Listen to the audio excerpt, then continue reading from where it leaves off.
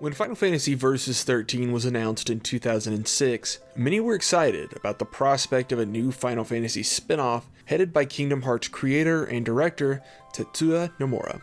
With only sparse public appearances over a 5-year period, the once PlayStation 3 exclusive title was thought to be dead. By 2013, the game hadn't been seen in over 2 years, and the PlayStation 3 was on its way out the door for a new generation of game systems. Rumors ranged from the title being moved to these new systems to its cancellation, with no one outside of Square Enix knowing the truth. With a slick re-announcement trailer and reorganized staff, Final Fantasy Versus XIII was shown off once again, this time as Final Fantasy XV. 7 years after its initial announcement, the Final Fantasy project fans had been dreaming of was finally coming. But the long road of development wasn't done just yet. Final Fantasy XV still had a long way to go.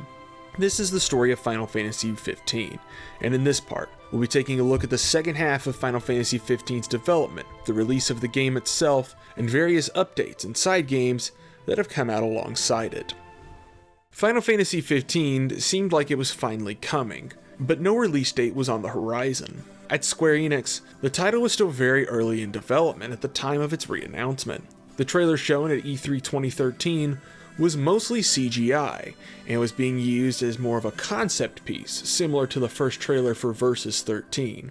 More staff shakeups came a few months after the re-announcement. In late 2013, Hajime Tabata became the sole director of Final Fantasy XV. Tetsuya Nomura stepped away from the game to focus on other projects. Development of 15 was officially moved to Square's second business division during this time. This staff reshuffling came at a cost to the development team. Tabata's new goal was to release the game in a timely fashion, and meant that developers wouldn't be able to experiment with many new concepts during the tightened development time. News of Final Fantasy XV would be quiet for the next few months. It wasn't seen again until the Tokyo Game Show 2014. At the show, a new demo was announced for Final Fantasy XV, titled Episode Duske. The demo would be packaged with first-run physical copies of Final Fantasy Type-O HD, a remake of the PSP original that Square first announced at E3 2014. Square Enix also publicly announced Nomura's exit from the development staff and Tabata's ascension to sole director at the show. In March of 2015, Final Fantasy Type-O HD released worldwide on the PlayStation 4 and Xbox One. While many were certainly excited to play the title for the first time, even more were excited to play the included demo. Almost 9 years after the title was announced, the public was finally able to play Final Fantasy XV. The Episode Duske demo was a reworked portion of Final Fantasy XV that took place early in the game. Players trekked through the Duske region of the title, exploring the locales and battling monsters along the way.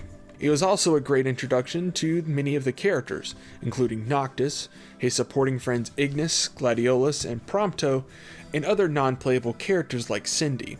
The rest of 2015 was highlighted by new announcements about the game through live streams known as Active Time Reports, or ATRs. This change was greeted positively by fans who were tired of being left in the dark during the game's long development time. A release window of Final Fantasy XV was finally revealed during this time, for a release sometime in 2016. On March 30th, 2016, Square Enix held an event known as Uncover Final Fantasy XV. The event shared new details on the game, including a second playable demo titled Platinum Demo. The demo was available for download through Xbox Live and PlayStation Network that day. It was shorter and more linear than Episode Duske, lasting only around 30 minutes. Tabata stated that the demo offered players a chance to try the game's combat, while also serving as an introduction to Noctis and his backstory. The biggest announcement of the event was an official release date for Final Fantasy XV. The game was coming out worldwide on September 30th, 2016. The release of Final Fantasy XV was fast approaching, and Square Enix brought the game in full force to its final E3 showing. The game was shown off during Microsoft's press conference that year with a brand new trailer, and the game was playable for many of the guests at the show. In August, Square Enix announced details on Final Fantasy XV's upcoming DLC. A season pass for the game would be available and included story content, an unnamed multiplayer mode, and other in-game items for players. With about a month before release, rumors of the game being delayed began to crop up once more. Square Enix later confirmed these rumors, stating that Final Fantasy XV would miss its initial release date by 2 months to allow developers to polish the title and avoid a massive Day 1 patch. Its new release date was November 29th, 2016. Approaching Final Fantasy XV's release, Square released multiple media tie-ins for the game. An animated series, Final Fantasy XV Brotherhood, released throughout 2016 on YouTube and Crunchyroll. Each episode lasted around 10 minutes. The 5-part series told the backstory of Noctis and his companions during their childhood and events before the game. A CGI feature film known as Kingsglaive Final Fantasy XV came out during the summer of 2016. The film explored elements of 15's story that took place away from the main protagonist at the start of the game. The film had some notable actors voicing various characters, including Aaron Paul, Lena Headey, and Sean Bean. On November 29, 2016, Final Fantasy XV released worldwide on the PlayStation 4 and Xbox One. It was the first time in the series' history that a mainline title launched in all markets on the same day. 3 different versions of the game were available at various retailers. A Day 1 edition included a download code for additional in-game items. The deluxe edition came in a slick steelbook packaging and a copy of Kingsglaive Final Fantasy XV on Blu-ray. A collector's edition was available exclusively through Square Enix's online store and included a statue of Noctis alongside other goodies. The final release of the game was notably different than Versus XIII. The combat took a step away from Kingdom Hearts and focused on a more streamlined action experience. The game took heavy inspiration from open-world titles, with most of the game taking place in large open plains for the player to explore. Players were no longer able to swap between playable characters as first envisioned. Final Fantasy XV would only feature Noctis as a playable character.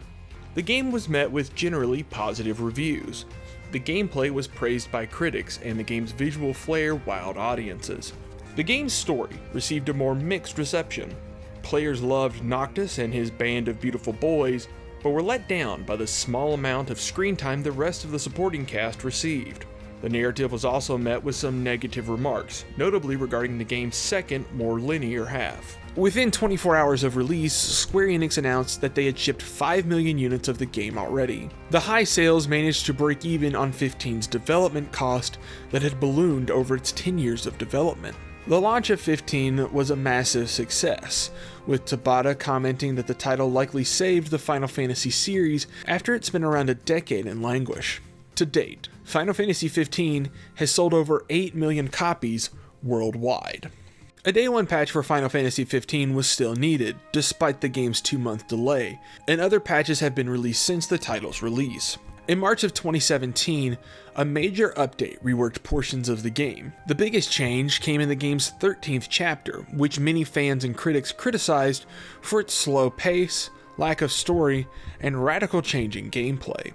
The update changed certain gameplay elements and added additional story segments to help with pacing. Final Fantasy XV Season Pass saw its first new content release in March of 2017 with episode Gladiolus. 2 more episodes came in June and December, following Prompto and Ignis respectively.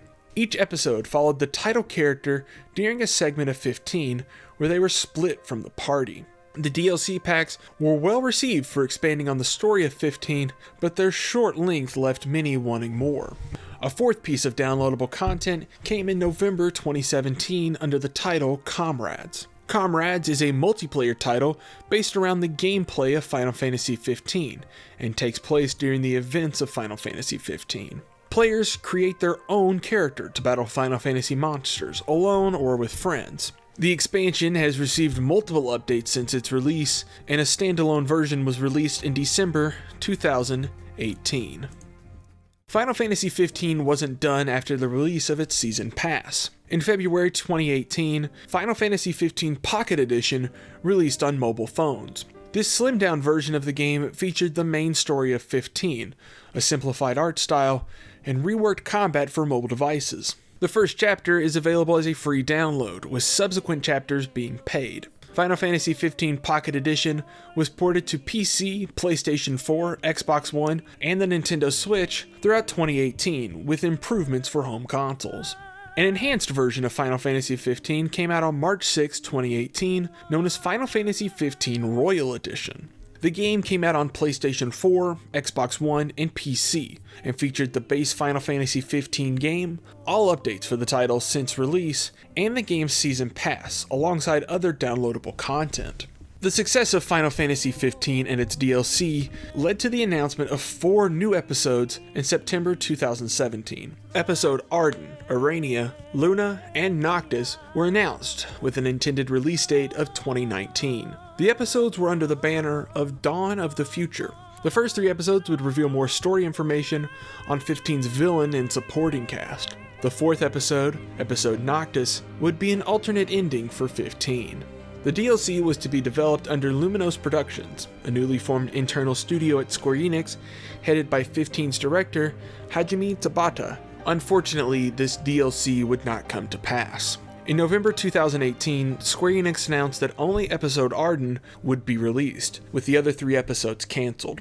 The news came alongside the announcement that Tabata was leaving Square Enix, and the role of director of Final Fantasy XV.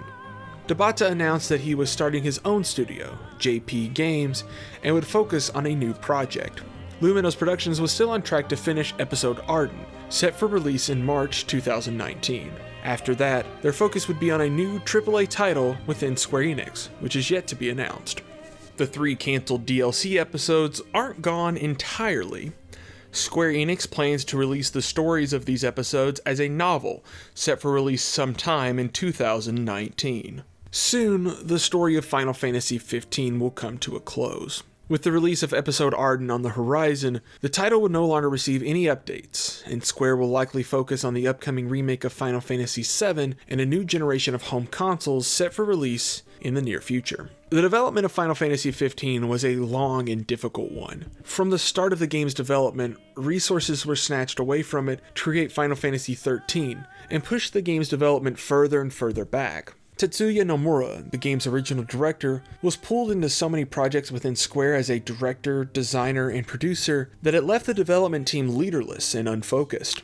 Coupled with the struggles that many developers faced when designing games for the PlayStation 3 and Xbox 360, and later by the Xbox One and PlayStation 4, it's a miracle that Final Fantasy XV even came out. In the end, I'm grateful. Final Fantasy XV is a wonderful, albeit flawed game.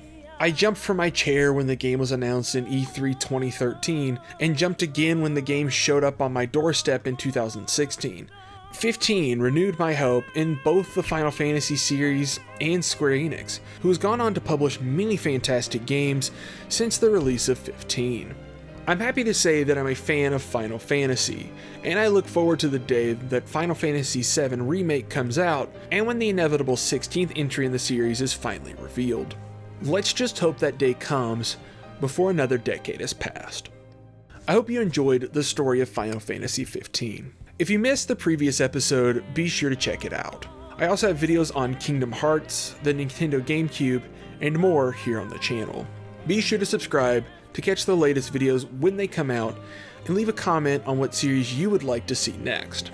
Leave a like if you enjoyed the video, and share this video on social media sites to help this channel grow further.